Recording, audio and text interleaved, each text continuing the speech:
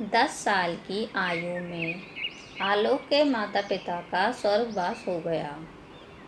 आलोक के दूर का रिश्तेदार उसे अपने घर ले आया।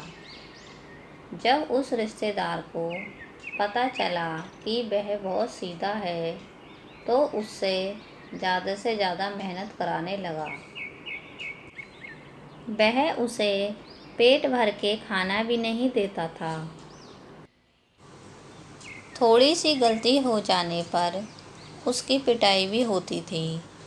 एक दिन वह घर के बाहर पेड़ के नीचे बैठकर रो रहा था।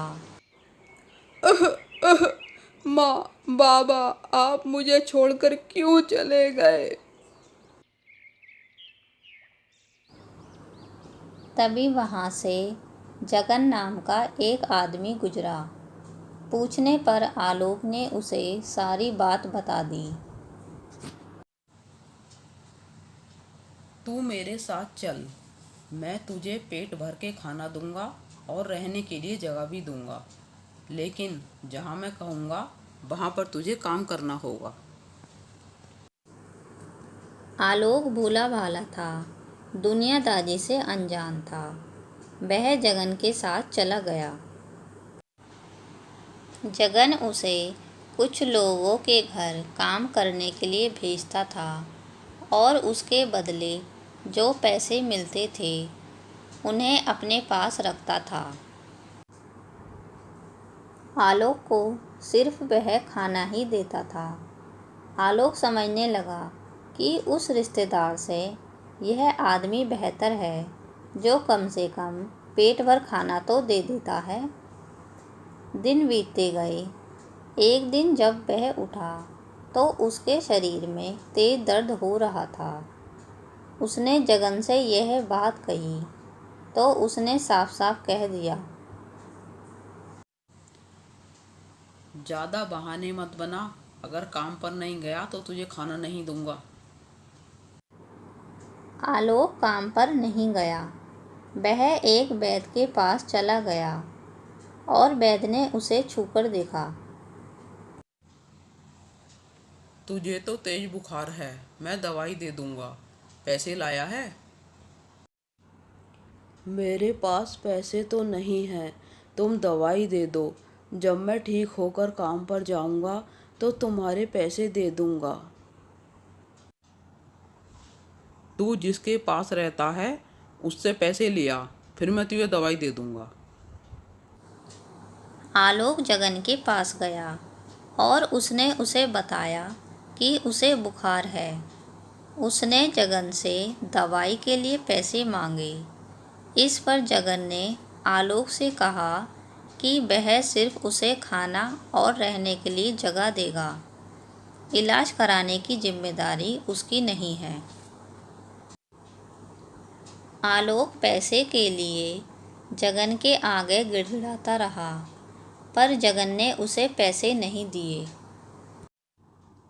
मुझे दवाई के लिए पैसे दे दो, फिर आप जैसा कहोगे मैं वैसा ही करूँगा।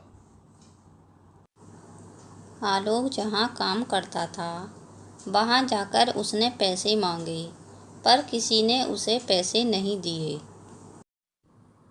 कौन से पैसे? वो तो जगन ले गया, जा यहाँ से।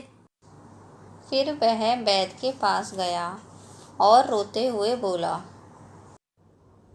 वैद्य जी, मैं अनाथ हूँ, मेरा कोई नहीं है, मुझे दवाई दे दो। मैं किसी न किसी दिन तुम्हारे पैसे ज़रूर दे दूँगा। मैंने दवाई के लिए सबसे पैसे मांगे पर किसी ने मुझे पैसे नहीं दिए। अनाथों की रक्षा भगवान करता है, वैद्य नहीं।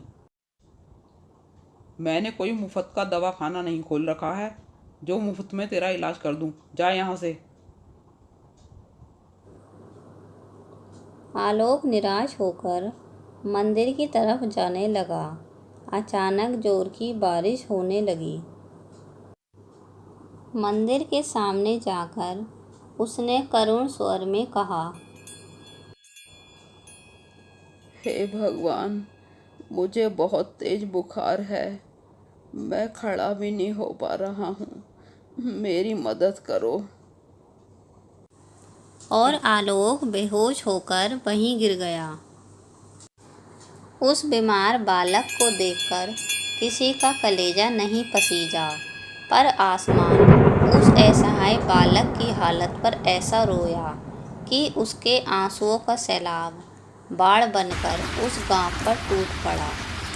उस बाढ़ में सारी फसल नष्ट हो गई, मकान ढह गए और लोग इधर उधर बह गए। आलोक उस बाढ़ में बहता हुआ किसी अन्य सुरक्षित स्थान पर पहुंच गया।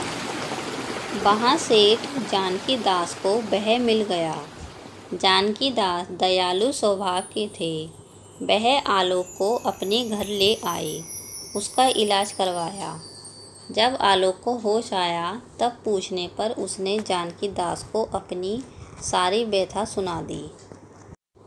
जानकी दास को उस छोटे से बालक की करुण कहानी सुनकर उस पर दया आ गई।